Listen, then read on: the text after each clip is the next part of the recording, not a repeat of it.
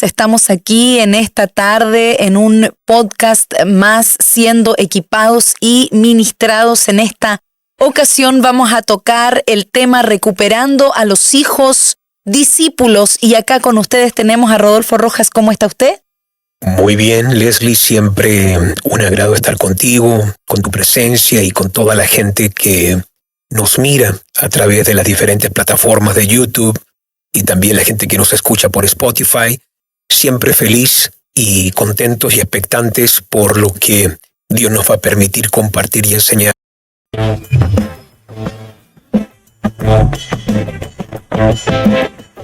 Quedarse en silencio cada vez que aparece todo lo que respecta con política. Y el problema del silencio es que si no hablamos algo donde no hay conocimiento, hay ignorancia.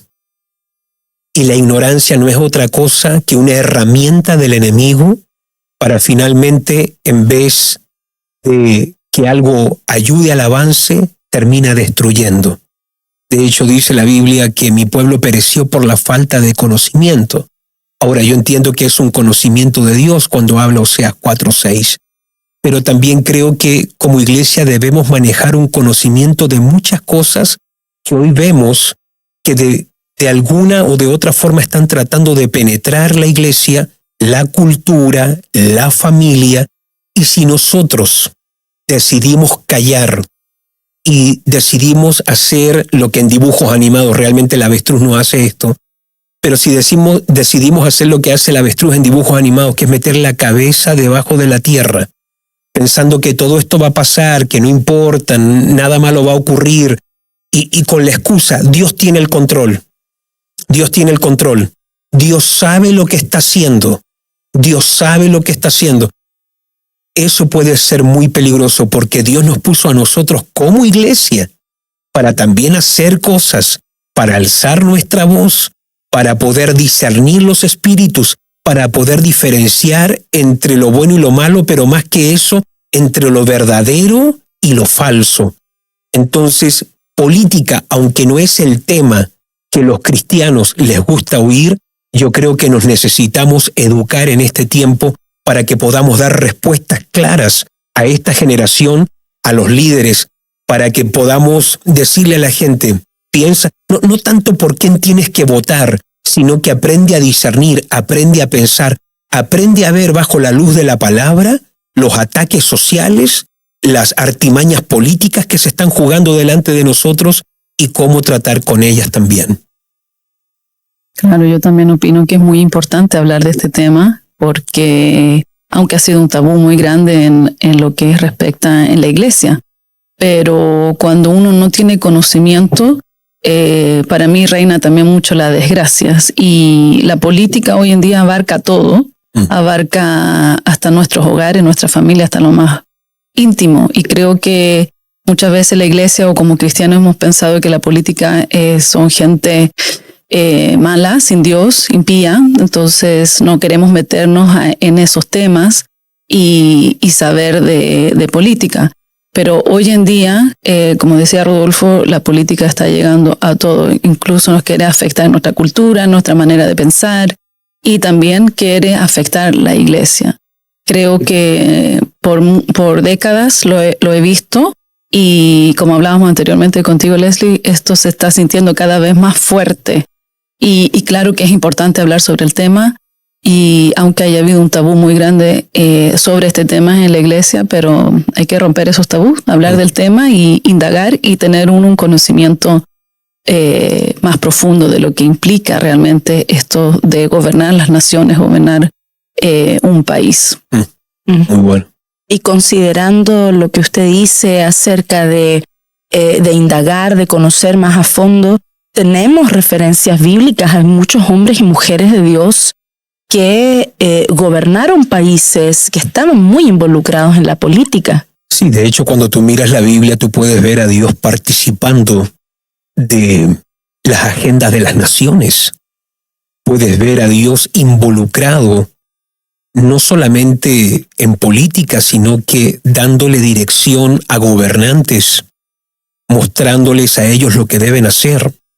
De hecho, hay un libro que es muy profético, pero muy político a la misma vez.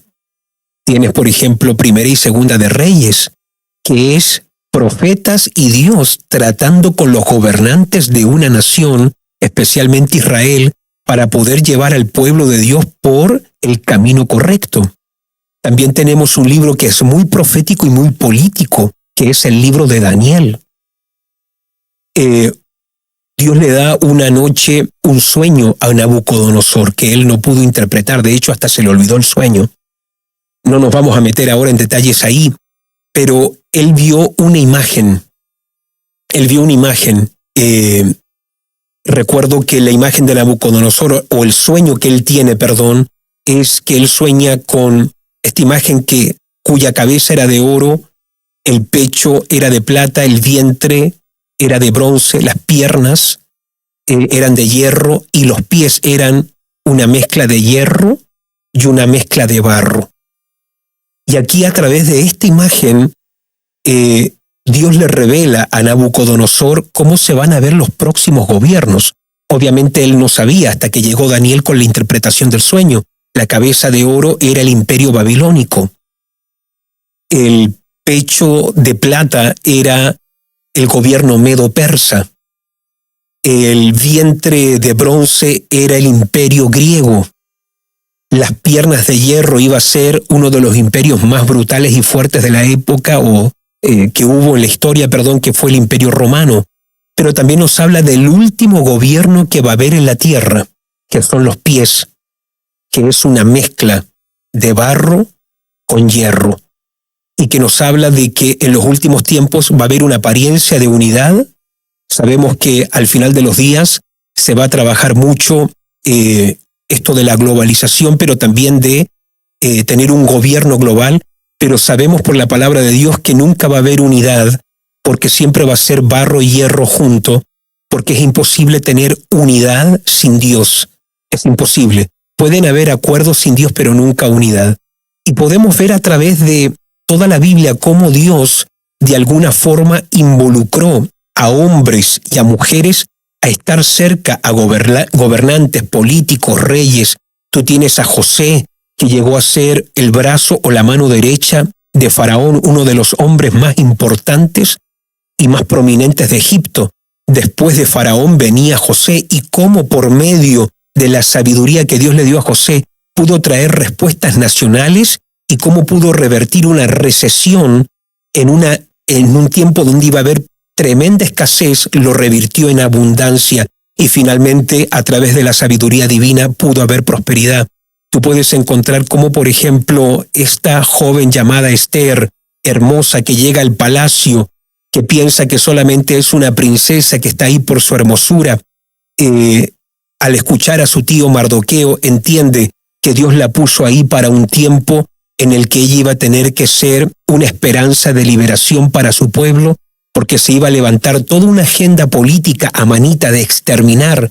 Imagínate, se iba a soltar toda una agenda diabólica contra el pueblo de Dios, y gracias a que hubo una mujer que se atrevió a ir delante del rey en ayuno, en oración, todo se revirtió a favor del pueblo de Dios, y lo que iba a ser una muerte certera se terminó convirtiendo finalmente en una gran victoria. Entonces hay muchos ejemplos.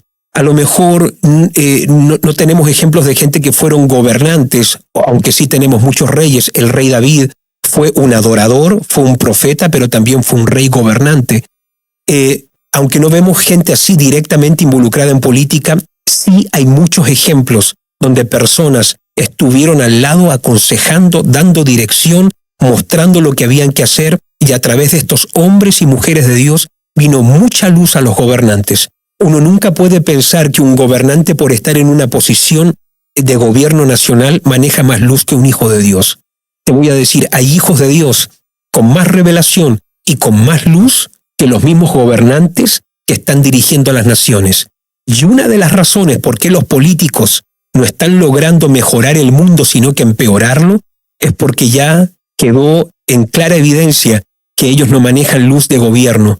Y nosotros como hijos de Dios creo que tenemos una luz, una sabiduría, tenemos una voz importante, y tenemos mucho que decir en lo que respecta a este tema y podemos marcar una gran diferencia en este tiempo que estamos viviendo. Se están viendo muchos cambios en el escenario político que ya están involucrando a la iglesia. ¿Qué escenarios son esos? Por ejemplo, creo que lo que decía Leila hace un momento, y a lo mejor puedes ahondar un poco más ahí, por lo menos cuando yo miro el espectro político, la política antes era algo que solamente se metía con tu economía, pero ya lo podemos ver que se está metiendo con nuestros hijos, se está metiendo no solamente con nuestras finanzas, sino que se está metiendo en el lenguaje, la familia. No sé si ahí hay algo que tú pudieras ahondar más de acuerdo a esta ingeniería social y todo lo que está pasando.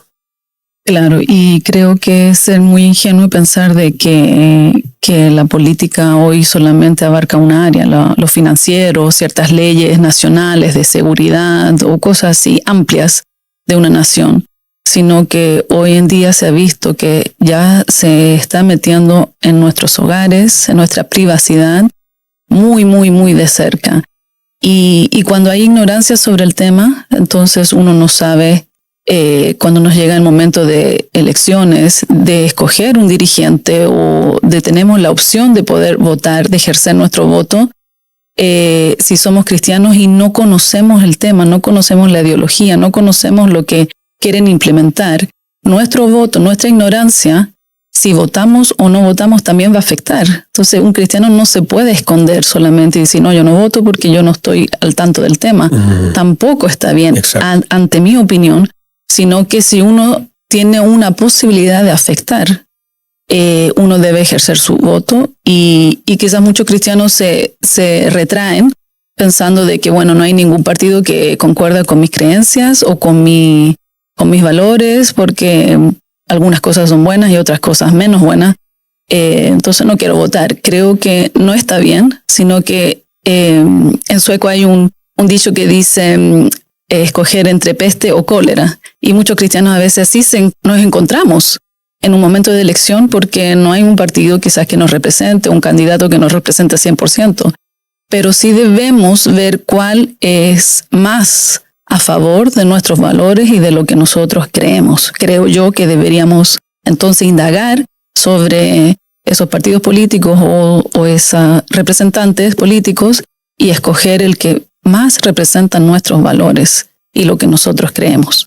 Y ahí hay otro punto, porque quizás muchos cristianos, a veces yo los he visto, que sí se meten en política, pero no indagan, sino que ven solamente quizás una ayuda social, ven un poquito, pero si voto por tal persona me va a dar esto, tengo una ganancia personal económica, pero hoy en día la política no es solamente eso, sino que son muchas otras cosas. En nuestros hogares se están metiendo cómo debemos dirigir los hogares, qué debemos enseñar a nuestros hijos, y eso es bien fuerte. Y creo que un cristiano debería saber y también votar por un partido o un representante que no solamente me ayude mi bolsillo o me beneficie mis finanzas, sino que también ver todos los valores que ese partido representante representa. Y yo creo que ahí también entra el silencio de la iglesia, porque por la iglesia tratar de mirar la política como algo malo, se queda callada, y este vacío que ha generado la iglesia por no querer comprometerse o involucrarse en política ha permitido que entonces las agendas contrarias en ese vacío puedan avanzar mucho más. Yo creo que si la iglesia en estos últimos 20 años hubiera tenido una claridad, hubiera sabido cómo tiene que pensar, cómo tiene que abordar este tema, no hubiéramos generado este vacío.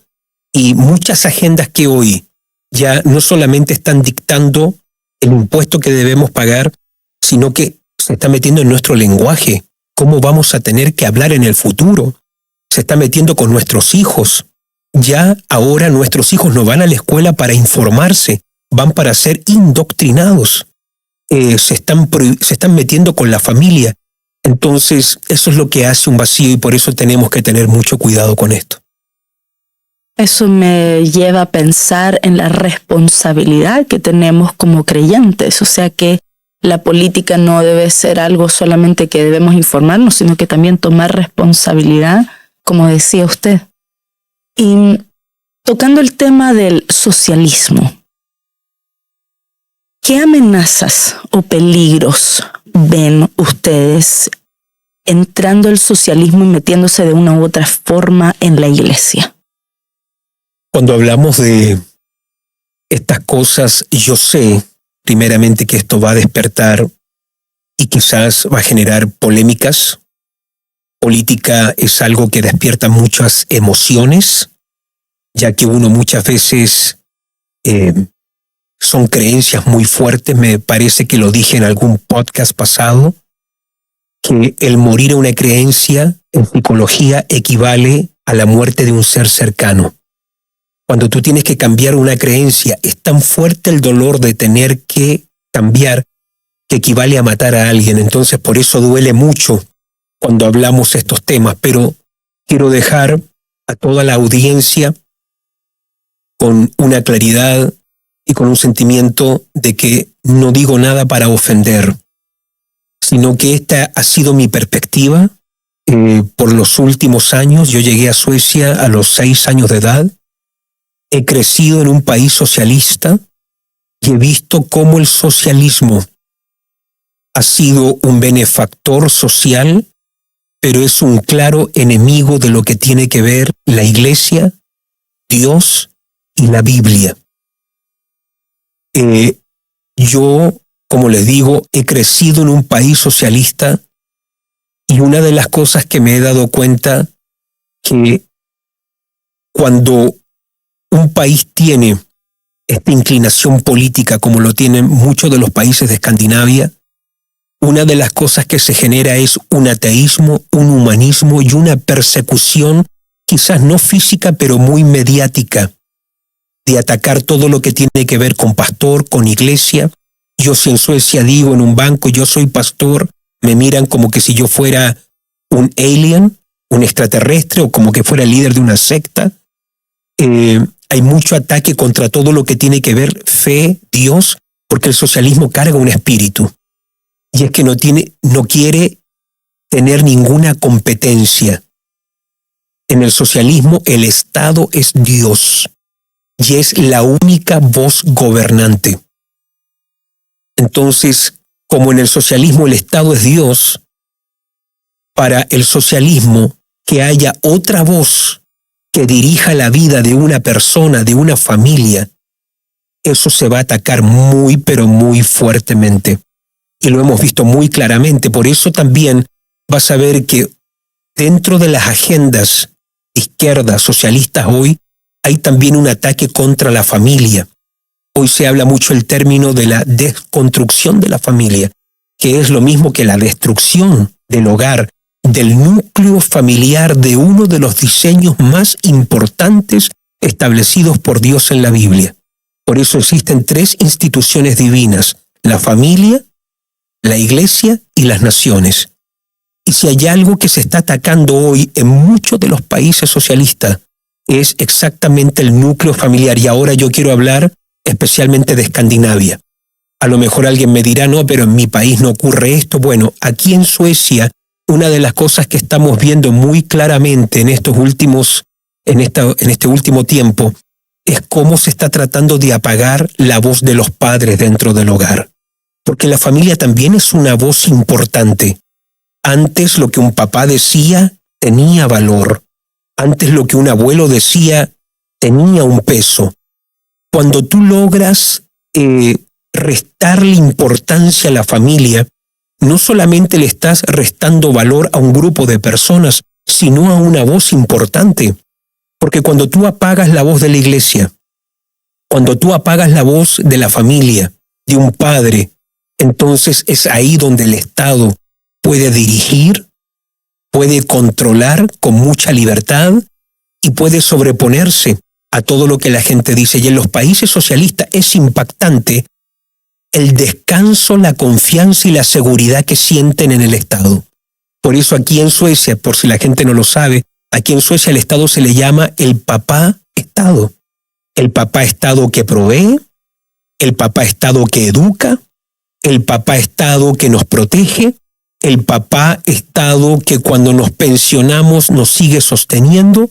Y hay una confianza tan grande en el Estado que si el Estado aquí en Suecia dice todos para acá, todos van para allá, porque es como que si fuera un ente, es como que si fuera algo que está sobre nosotros, es como que si fuera un Dios que ellos saben lo que es mejor, el Estado sabe lo que es mejor. Y te voy a decir algo, en este tiempo que tuvimos pandemia, pudimos ver con claridad que los expertos no eran expertos, que muchos científicos no sabían qué decir, que mucha de la gente que estábamos esperando que tuvieran solución no las pudieron presentar.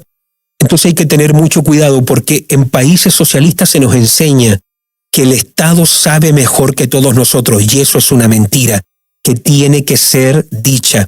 Nunca un Estado va a poder dictar ni va a tener más conocimiento de cosas que Dios ya dice en su palabra. Yo no tengo por qué discutir ni poner en duda algo que Dios dijo. No porque el Estado esté diciendo algo. El Estado puede decir que a lo mejor el aborto es legal. No porque el Estado dice que algo es legal, para Dios eso es justo. Hay muchas cosas que en la Biblia son injustas, pero son legales en nuestros sistemas. Entonces ahí hay que tener mucho cuidado. Perdonen que me alargue aquí un poco, pero necesito tocar este punto.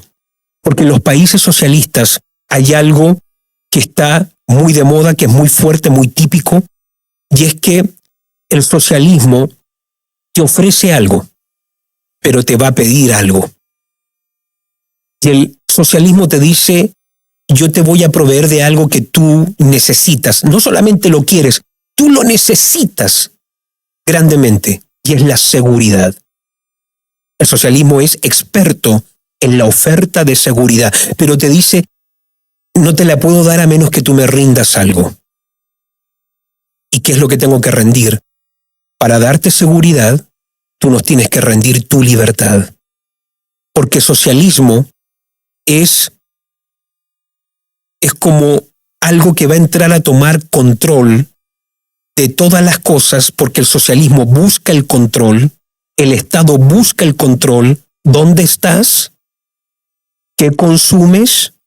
Ahora estamos viviendo en este instante una dictadura financiera en Suecia donde podemos tener dinero, tenemos dinero en efectivo y no lo aceptan en los negocios. Yo en estos días quería comprar un café, 20 coronas, tenía el dinero, no, solo tarjeta. Uno tiene que saber que estamos frente a ciertas dictaduras financieras, pero este es dinero legal, no importa, no se acepta dinero en efectivo. ¿Por qué la tarjeta es tan importante? Porque podemos ver qué estás consumiendo, dónde estás consumiendo, dónde te encuentras hoy con los teléfonos, dónde estamos, cuántos somos. Se puede leer cuánta gente hay en un lugar solamente por las señales que emiten los celulares.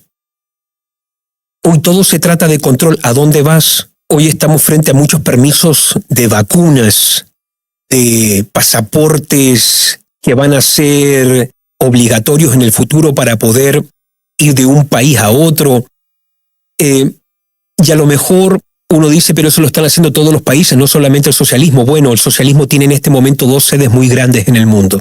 En Europa se conoce como la Comunidad Europea, en el hemisferio del lado de las Américas tenemos las Naciones Unidas, donde ya los países han perdido hasta su autonomía.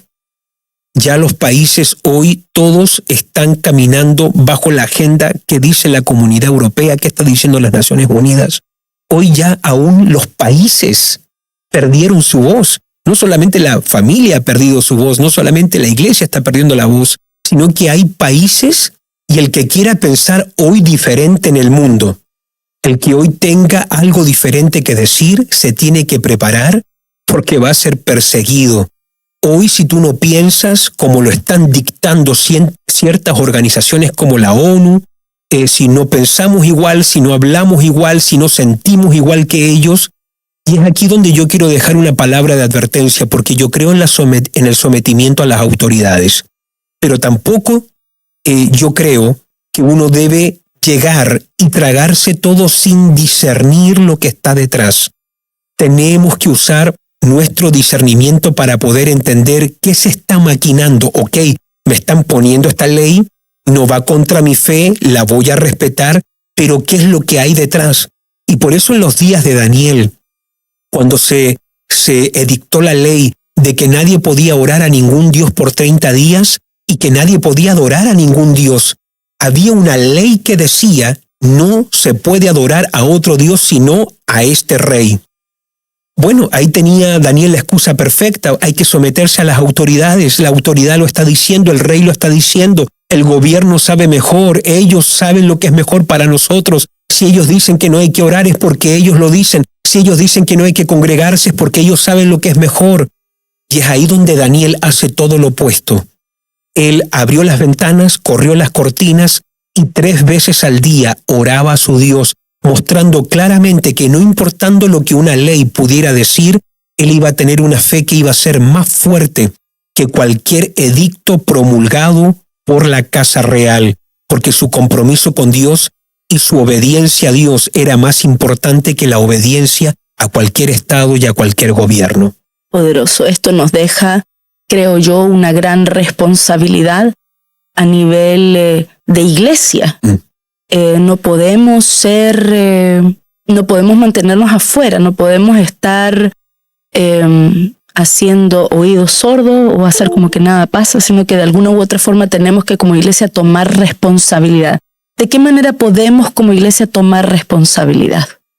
Bueno, Leila decía recién acá, tenemos que usar nuestro voto, pero también yo sé que tú has tenido mucho celo por esto, porque estamos viendo con tanta claridad y vemos que hay gente que no ve con claridad estas cosas, y yo percibo que tú has ayudado a mucha gente a entender estos temas de una forma muy sabia, y creo que ahí tú tienes que decirle a la gente las cosas que deben pensar cuando tratamos estos puntos, justamente política o socialismo. Claro. Muchas veces cosas que han surgido a nivel social, la gente opina, no, pero esto es algo ecológico, esto se dio así.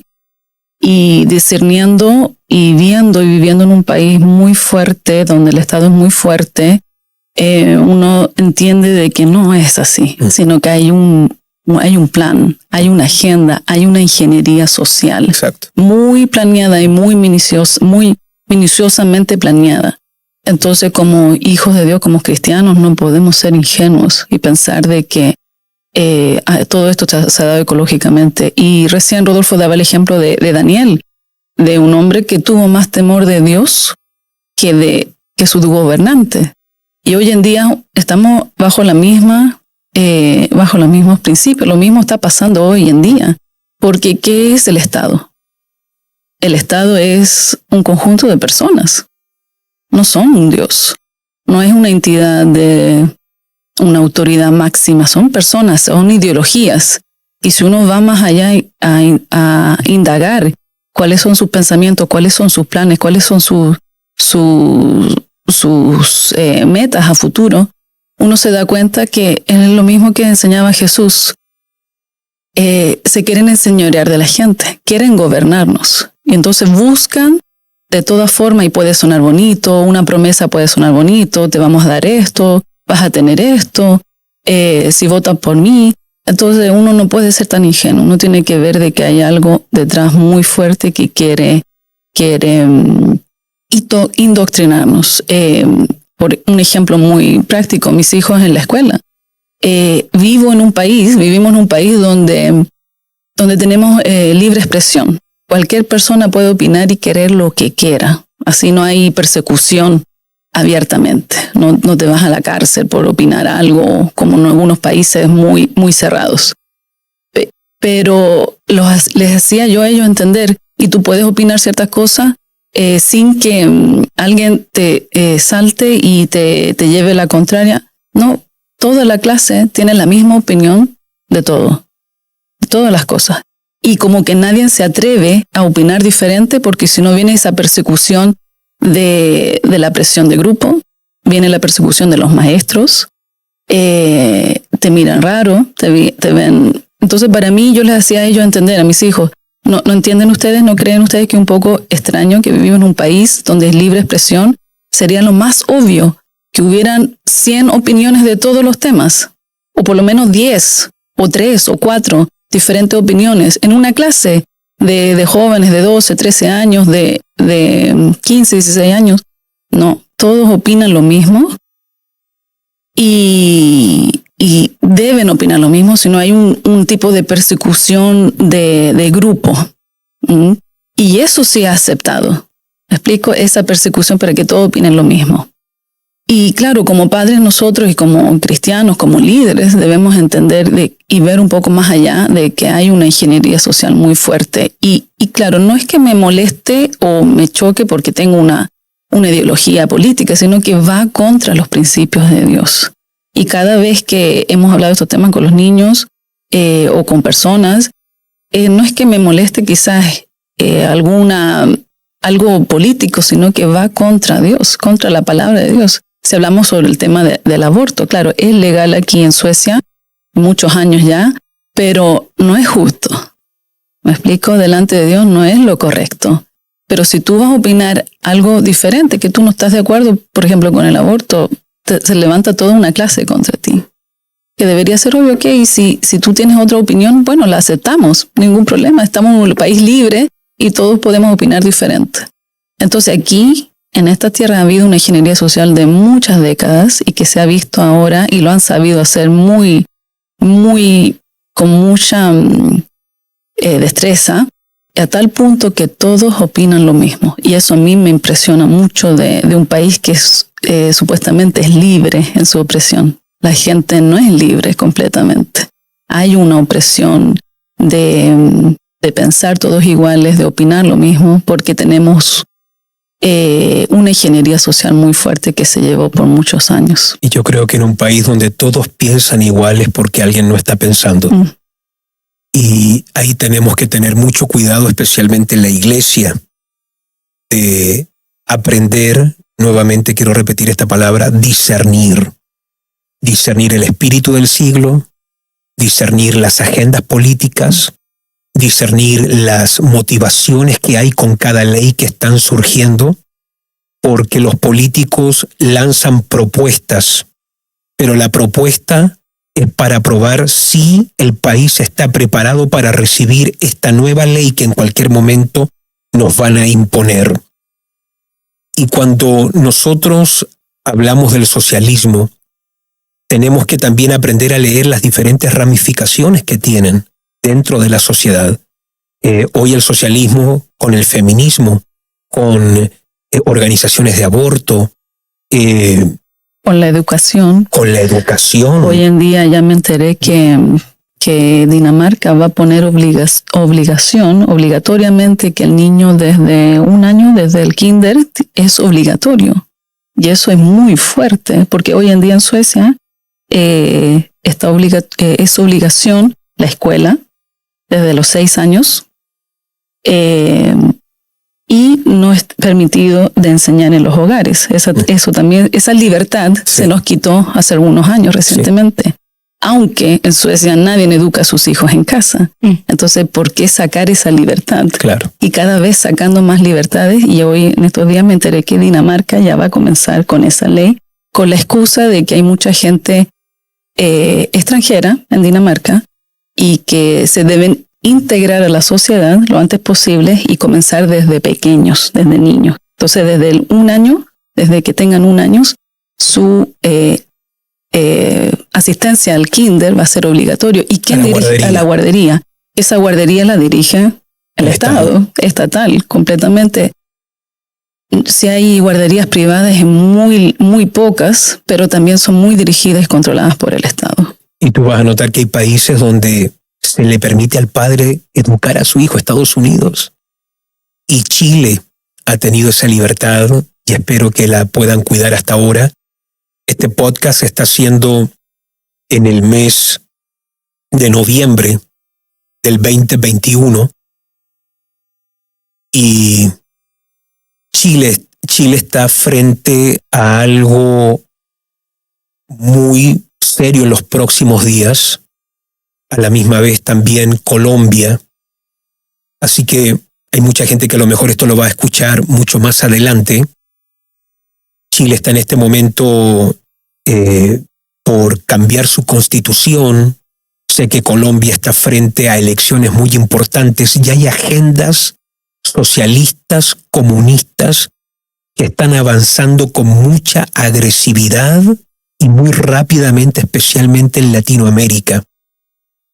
Porque el socialismo siempre, para ganar seguidores, usa el resentimiento, usa la palabra injusticia y te pinta el cuadro de un paraíso, del cielo en la tierra, donde todos somos iguales, algo que es imposible, donde todos lleguemos a tener lo mismo, algo que tampoco es posible, y te pinta un panorama, y que el mundo hoy está como está por la injusticia, la desigualdad, y te genera un resentimiento de que levantes tus armas a pelear, a quemar, a destruir iglesias, a levantarte contra las autoridades, a romper todas las cosas, y te genera un resentimiento social tan grande que te dice, claro, yo no tengo porque el Estado, o no tengo, perdón, porque otros tienen más oportunidades, y que vamos a crear un mundo equitativo, justo, igual.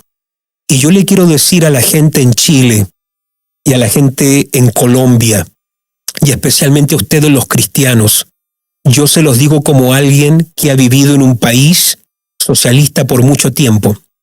Claro, Suecia se ve bien financieramente porque justamente el mercado es libre y el mercado no es socialista, pero en todo el resto de las cosas, Suecia es socialista. Y yo les quiero decir a la gente en Latinoamérica, cuando el Estado o cuando el socialismo se comienza a ramificar en toda la sociedad, ellos no van a venir solamente por el tema económico, ellos van a venir por tus hijos.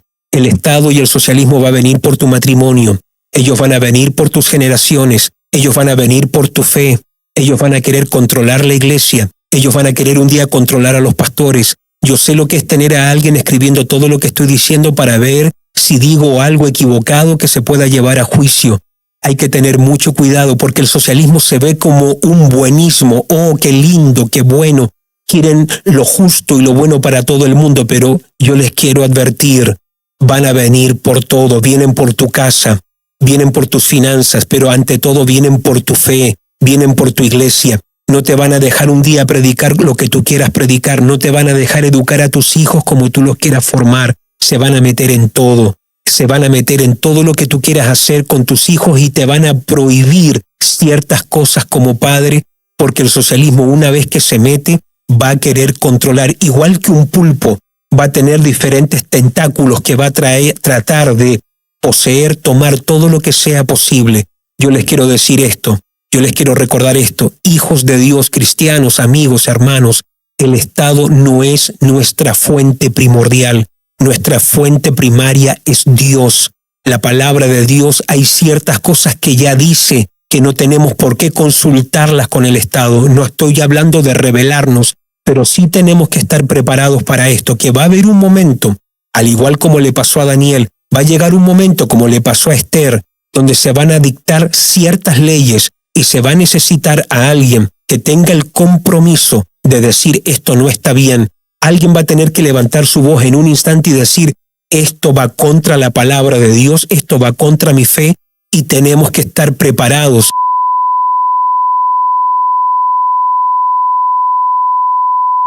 Estamos de regreso una vez más. Como ustedes pudieron notar por YouTube, se fue la luz. Tuvimos un apagón aquí en el Gran Estocolmo. De hecho, estos temas de política, por lo visto, generan mucho más que una conmoción emocional, sino que también en otras áreas también. Hemos tratado hoy un podcast con un tema que sabemos que es muy delicado, especialmente para cristianos. Como lo dije al comienzo, este es uno de los grandes tabúes que los cristianos prefieren no entrar, no involucrarse. Pero a veces la ignorancia termina cobrándonos caro y por eso es importante informarnos de ciertas cosas, especialmente lo que hemos tratado en este podcast, que es la política. En el último segmento del podcast estaba aquí yo obviamente con Leslie, con Leila. Ahora estoy solo aquí en el estudio porque estábamos esperando que regresara la luz. Estábamos hablando de cómo no solamente la política, sino que cómo el socialismo en este último tiempo ha ido tomando un papel cada vez más fuerte en lo que respecta no solamente lo social, sino que también en lo personal, cómo el socialismo de alguna forma se ha ido involucrando cada vez más en la vida íntima de cada ciudadano y los peligros que esas cosas conllevan. Yo sé que este tema es muy delicado. Yo sé que esto no es algo que nosotros nos abrimos fácilmente. Esto no es algo que nosotros como cristianos abrazamos fácilmente. Pero es importante que tú no te dejes ofender y que también es importante que abras tu mente para poder ver y para poder discernir ciertas cosas. Creo que los cristianos hoy más que nunca necesitamos manejar un profundo discernimiento, no solamente entre lo que es bueno, lo que es malo, lo que me conviene, no me conviene, sino que también un discernimiento profundo para poder diferenciar entre aquello que es verdadero y aquello que es falso. Yo no creo que lo que te voy a decir es la última palabra que debe regir tu vida, pero tampoco yo estoy hablando del socialismo como alguien que ha estado fuera de este espectro, mirando desde afuera, sino que yo lo hablo con mucha propiedad porque me ha tocado crecer en un país profundamente socialista y ver también la degradación espiritual y también ver ciertos efectos que ocurren cuando las personas, los individuos, se rinden frente al Estado para que el Estado pueda dar esa seguridad que las personas tanto anhelan, pero a la misma vez con el precio de rendir nosotros nuestras libertades personales. Yo llegué a Suecia a los 6 años de edad. Yo nací en Argentina, viví un año en Chile y luego en el año 1984, septiembre del 84, llegamos a Suecia. Yo recuerdo que una de las primeras experiencias que yo tuve con el socialismo fue justamente en el colegio donde comencé a estudiar en 2º grado y me dieron una lección a mí ya desde muy pequeño sobre la igualdad, porque el socialismo, una de las cosas que busca es igualdad, parejo, todo tiene que ser parejo para todos. Y en ese deseo de buscar igualdad, muchas veces no se dan cuenta que terminan siendo injustos, porque no todos tenemos las mismas necesidades y no todos manejamos o tenemos las mismas capacidades. Pero te cuento esta anécdota que me presentó de una forma muy especial el socialismo. Recuerdo que estábamos en el colegio, somos muy pequeños. Recuerdo que llegó la hora de almuerzo, nunca se me va a olvidar este incidente, porque por la forma en cómo me lo dijeron, porque fue algo muy brusco para mí en ese momento. Y estamos en el almuerzo, en cada mesa se sentaban X cantidades de alumnos, yo tengo 6 años en ese momento, yo no sé el sueco. Aquí en Suecia hay un plato muy típico que es papas cocidas con albóndigas pequeñas. Eran 6 albóndigas pequeñitas por alumno en el almuerzo y yo ya me había comido 6 albóndigas y recuerdo que quedaban 2 albóndigas porque ponían los platos con papas y con las albóndigas en la mesa y yo le pregunté a mi amigo si las iba a comer, nadie quería y yo me las serví, las 2 últimas. Fue en ese momento que una compañera llamó a la profesora y le dijo que yo estaba comiendo más de lo que debía. Y ahí llegó la profesora, que también sabía un poco de español porque yo el sueco no lo manejaba muy bien. De hecho, cuando mi compañera empieza a llamar a la profesora, era como que había pasado algo terrible, era como que había acontecido algo totalmente fuera de lo común. Así que yo no entendí cuando ella llamó a la profesora por qué la llamó de esa forma. Y le explica a la profesora, a mi compañera, lo que yo acabo de hacer. Y esta profesora, que hablaba un poco de español, me dijo, son solamente 6 albóndigas por alumno. Entonces yo le trato de explicar que nadie quiere más. Y ella me dice, no, es 6 para todos en la mesa. Nadie puede comer más de 6, es 6 para cada uno. Y en ese momento me introdujeron a mí a este entendimiento que obviamente lo viví quizás en un colegio, en una escuela, de una forma quizás que llega a dar hasta risa, pero tú tienes que entender que el socialismo, en su búsqueda de igualdad, a veces termina siendo injusto porque no todos tienen el mismo apetito, no todos tienen la misma capacidad, no todos tienen los mismos sueños. Creo que hay mucha gente que está muy conforme, muy cómoda con una vida donde trabajan de 8 de la mañana a 5 de la tarde. Pero hay personas que tienen sueños más grandes. Hay personas que quieren ir más allá en la vida. Y cuando muchas veces en estas sociedades o en estas culturas, mentalidades socialistas, alguien sobresale, es impresionante ver cómo hay una persecución contra toda persona que rompe el status quo. Y por eso yo quiero hablarle especialmente en este podcast a todos ustedes en Latinoamérica. Por favor, háganle llegar esto a gente en Chile, en Colombia, en Ecuador, en países donde el socialismo está entrando con cada vez mucho más fuerza. Yo lo puedo hablar esto con gran propiedad, porque el socialismo no es algo que solamente, como lo solía ser en el pasado, abarca lo económico. Esto es más que una simple lucha de clases, sino que esto también está entrando a tomar dominio de todas las áreas donde nosotros deberíamos decidir. Por ejemplo, aquí en Suecia nosotros no tenemos derecho a educar a nuestros hijos. Yo sé que en Chile, por ejemplo, hay ciertos países, Estados Unidos, donde los padres pueden educar a sus hijos en casa. Yo tuviera esa posibilidad. Es un regalo de Dios poder educar a tus hijos en casa. Bueno, en países que son socialistas te quitan, te privan de ese derecho de tú formar y educar a tus hijos. ¿Por qué?